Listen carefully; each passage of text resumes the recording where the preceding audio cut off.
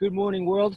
Brian Kelly reporting to you live from here in Bali, Indonesia, at my new location. As you can see, I am no longer in, well, I'm still in the rice fields, different rice fields now. Let me give you a little tour here.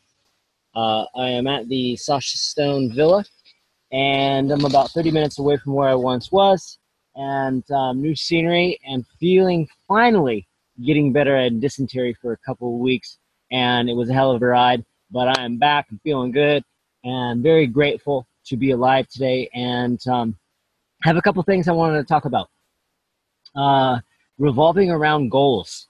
I've been doing a lot of reading lately and a lot of self-study and a lot of, digging into, things that really fascinate me about life and concepts like fulfillment and happiness and, what it takes to, give people that spark, that excitement that can, get them into that creative mode. When more people are in the creative spirit mode, the faster we evolve as a species, the more we create magic, the more we create wonder and work together and be able to build things and create things that make the world a better place. So I'm fascinated at digging in psychologically into what it takes to be able to create these systems that allow more people to create. 19 out of 20 people polled couldn't answer the question of why they go to work in the morning or why they wake up in the morning. 19 out of 20, that's so many. And so I started digging and I started looking into things like goal setting. And it's easy. You realize that you're passionate about something. I want to be a writer. I want to write a book. I want to record an album if I'm a musician. I want to paint a painting. I want to, be a successful businessman and make $1 million. And we create these really awesome, but sometimes lofty goals. I've got out of the habit of goal setting when I was younger because, I'd make these goals and they would just sit on my wall, and sooner or later they would dig at me because I realized I wasn't making any progress to making my goals happen. And so there's a reason why New Year's resolutions, only 8% of New Year's resolutions that are made are followed through past, I think, the 60-day mark. 8%. So, what's the problem there? What are the areas that people want to, strive to be better? And what I've found is that, basically boils down to, exercise. People want to be in good shape. Um, People want to, go deeper within themselves and figure out more of who they are and connect with more of their soul, their spirit, their essence, whatever that is in their life. So meditation, things like meditation or, practicing mindfulness or things like that. Eating, people want to have a more healthy diet. Growth, people are wanting to get better at things and, learn new skills, abilities. I want to, for example, learn how to speak Balinese. And so what's happening is that these goals are being created, and so many people, they don't set goals because goals end up being this self-fulfilling prophecy that, because they don't fulfill their goal, they judge themselves and, now they're not good enough and they can't meet their goals. And now they're kind of bringing themselves down off that, that happy state, that high, that feeling of just feeling really connected to life. And so they stop setting goals, and goals aren't bad. In my experience, I've now kind of redesigned what that means for me, what goal setting is. And I've done some research, and I found a book called Mini Habits. And it was really enlightening. Basically, the way that mini habits work, here's the concept. Somebody might say, have a goal of, I want to get in shape and I want to exercise 30 minutes a day.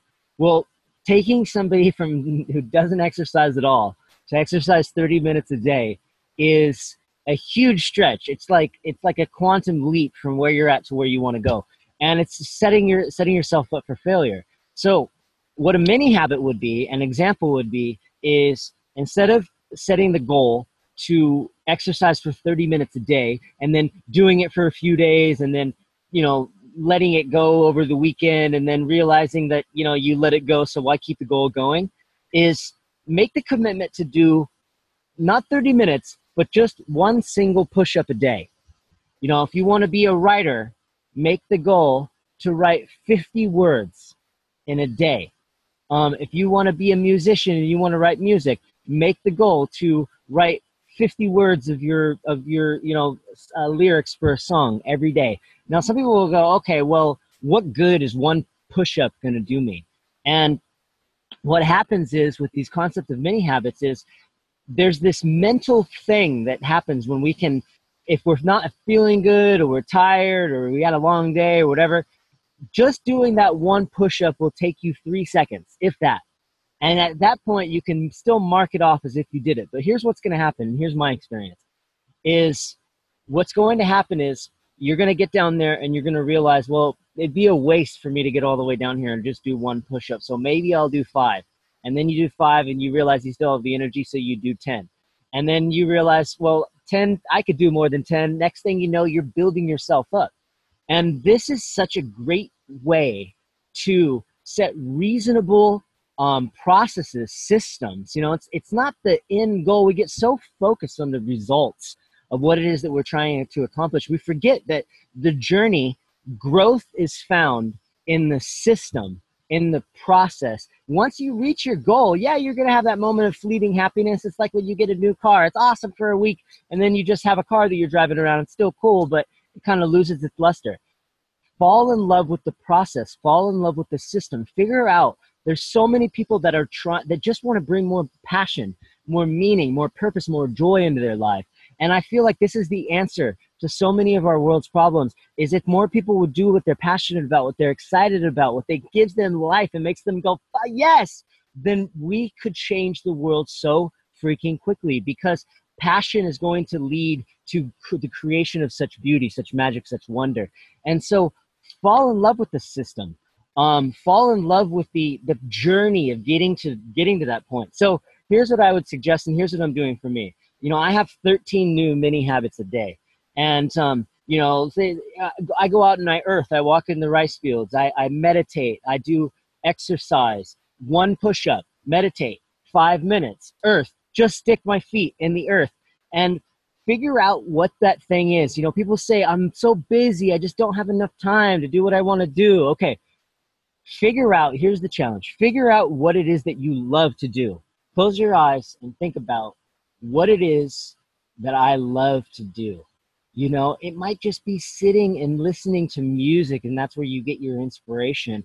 It might be going out and doing a random act of kindness that can be done virtually on the computer these days. It's going to be different for everybody.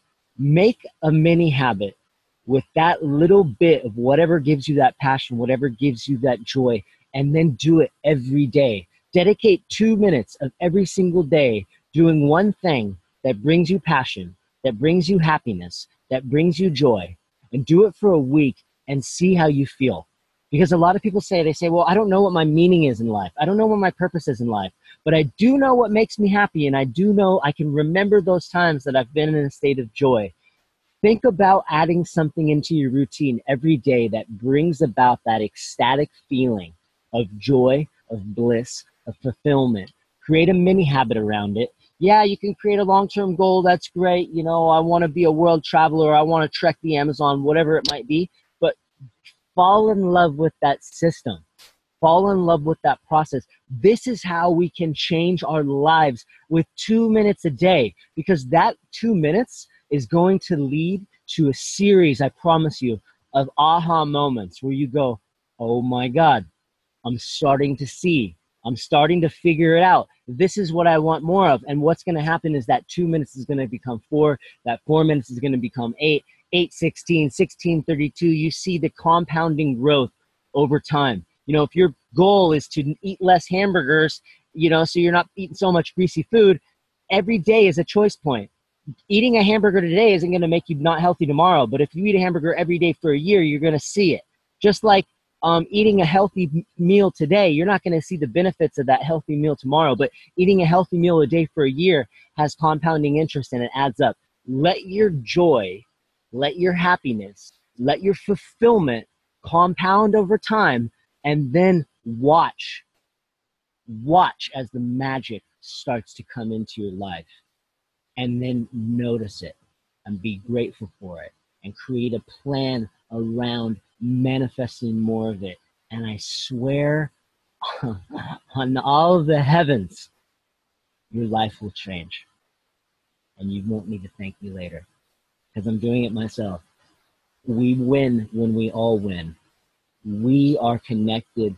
It is our birthright to figure out what makes us happy and to be able to do that. We are not meant to be robots to punch a 9 to 5 time clock doing something that we absolutely can't stand. We are designed to be happy, joyful, blissful human beings that love each other and support each other and are there for each other and that truly enjoy the magic of life. Thank you. Talk to you soon. Let me know how it goes. Love you guys. Enjoy the process.